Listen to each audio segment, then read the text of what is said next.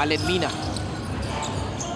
Ganap ng papasaan. They go down low to Alan Santos. Art de la Cruz was blocked. Will pop out.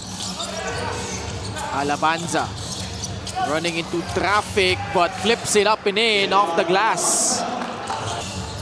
So natapos yung kanyang season last year with the Giant Lanterns. Then during the off-season, got acquired again. Unti-unti na niya nahanap yung rhythm niya. Talking about to si Allen Mina. Gino Mosqueda knocks down the three. Alan Santos. Pinasaan si JP Cawilan. Makes the free from the right wing with Ilagan. They're really sticking to that system of theirs. And it's good when they do that because I've seen them also play a lot of one-on-ones wherein it didn't work out. But then you can see them just building that. Ang sabi ni Coach Jello, whatever happens, they need to play and they need to hustle. Back to you. Yun naman, ang talagang kailangan nilang gawin.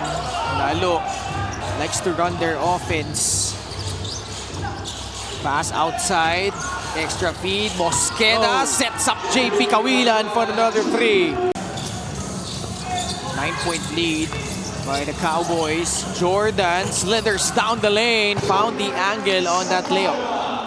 Good closeout here by Marikina to stay in front. Let's see if they can finish it till the end. Oh! Allen Mina bails them out with a shot clock winding down.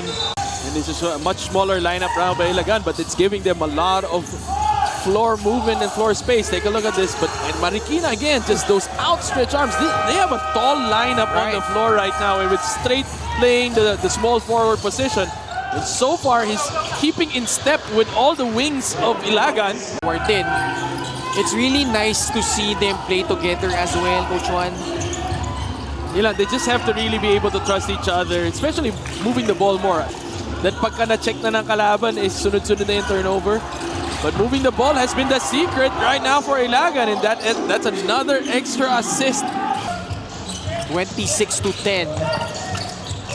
5 out of 10 from free itong Ilagan.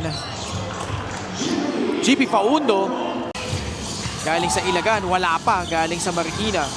Tabagnot sa kabila naman. It's another assist tally up